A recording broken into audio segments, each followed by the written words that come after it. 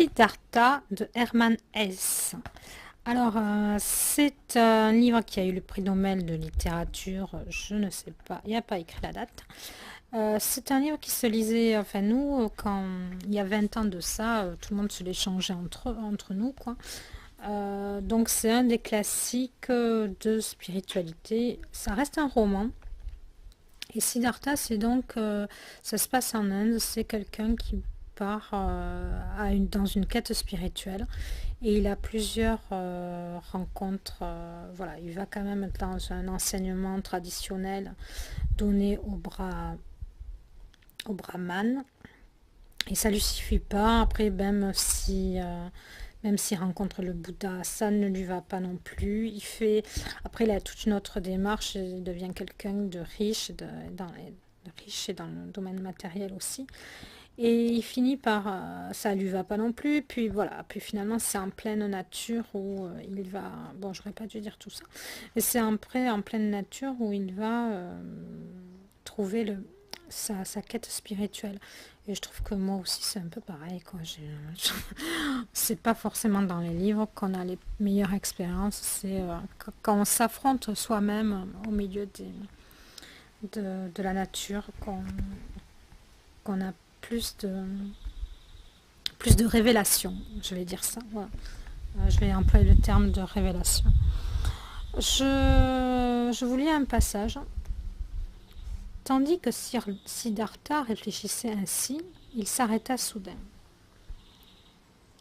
Comme si un serpent se fût trouvé sur la route. Une chose lui apparaissait tout à coup, puisqu'en effet il était un autre homme.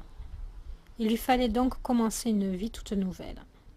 Et quand le matin de ce même jour, il s'était éloigné du bois de Jetavana, de ce bois où il avait laissé le sublime, il lui avait paru tout naturel, déjà proche de son réveil et en quête de soi-même, après ces années d'ascétisme, de retourner dans son pays auprès de son père. Mais maintenant, à l'instant même où il venait de s'arrêter, comme s'il avait vu un serpent sur sa route, une autre opinion s'imposait tout à coup à son esprit en éveil. Je ne suis plus ce que j'étais. Je ne suis plus ascète. Je ne suis plus prêtre. Je ne suis plus brahmane. Que ferais-je donc chez moi, auprès de mon père? Étudier, sacrifier, me livrer à la méditation? Tout cela est fini et il ne se retrouvera plus sur ma route. Immobile, Siddhartha restait là, debout, un instant, à peine la durée d'une aspiration. Il eut froid au cœur. Il sentit quelque chose se glacer dans sa poitrine, comme un petit animal furieux, oiseau ou lièvre, quand il vit à quel point il était seul. Pendant des années, il avait été sans foyer et il ne s'en était pas aperçu. Maintenant, il le sentait, même dans les moments de la plus lointaine abstraction. Il avait toujours senti la présence de son père. Il avait été brahmane, c'est-à-dire un homme du clergé, un homme considéré. Maintenant, il n'était plus que Siddhartha, le réveillé, rien de plus. Il aspira l'air de toutes ses forces, et un instant il eut froid et frissonna. Personne n'était aussi seul que lui. Il n'y avait pas un noble qui n'eût quelques attaches avec un autre noble, pas un ouvrier qui ne connût d'autres ouvriers, à qui il pût recourir, dont il pût partager l'existence, parler la langue. Il n'était pas un brahmane qui, comme tel, ne comptât parmi les brahmanes et ne vécut avec eux, pas un ascète qui ne trouvât un refuge auprès des samanas. Et même l'ermite le plus solitaire de la forêt n'était pas seul, quoique isolé, car lui aussi, il appartenait à quelque chose. Il avait son état qui le rattachait à l'humanité. Et voilà, c'est Hermann Hesse, Siddhartha, tout un parcours de Siddhartha, donc c'est romancé. Je cherche l'année, quand c'est que ça a été écrit. C'est assez vieux. Non, pas autant que ça. Hermann Hesse est né en 1977 à Wittenberg. fils de missionnaire qui le destinait à devenir pasteur. Il s'enfuit en 1982 du couvent du Maulbronn et se forme seul tout en exerçant divers métiers. En 1899, il s'établit en Suisse et publie ses premiers poèmes ainsi qu'un roman.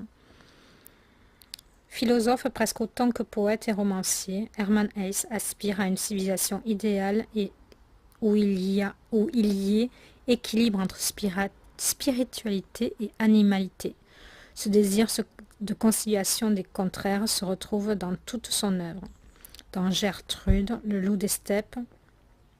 Ah, le loup des steppes, on en parle dans une chanson de Alizé. Enfin, ça a été écrit par Mylène Farmer, le loup des steppes. Toi, le loup des steppes. Narcisse, le jeu des perles de verre, le voyage en Orient, naturalisé une Suisse en 1924, lauréat du prix Nobel en 1946. Hermann Hesse est mort en 1962 en Suisse. Voilà. Eh bien, écoutez, Siddhartha de Hermann Hesse, si vous ne l'avez pas lu, si vous êtes dans une quête initiatique, une recherche, ça peut être un roman à offrir pour quelqu'un pour un jeune, ouais, ou plutôt quelqu'un, plutôt 29-30 ans, j'offrirais ça, moi. Pas à des gens si plus jeunes, je sais pas pourquoi, ouais, 29-30 ans, juste avant les 33 ans de l'âge du Christ, comme on dit, là, qu'il y a une vérité, quelque chose qui se passe normalement. Enfin voilà, j'ai lu ça quelque part un jour qu'à ces 33 ans, alors je crois que je dis pas de bêtises, j'espère que c'est 33 ou que, ouais, à mon souvenir c'est 33. On dit toujours, ah, c'est l'âge du Christ, là tu dois avoir ta révélation. Donc je l'offrirai à quelqu'un comme ça, un peu avant ses 33, ouais. Voilà, bon, ça c'est quelque chose de personnel. Vous êtes libre de faire, voilà, c'est mon idée à moi. Merci de mettre un j'aime, je vous laisse le lien en bas dans le descriptif et vous avez en haut à droite un i avec des livres que je vous conseille et dont je voulais des extraits, des livres qui m'ont marqué dans ma vie. Au revoir.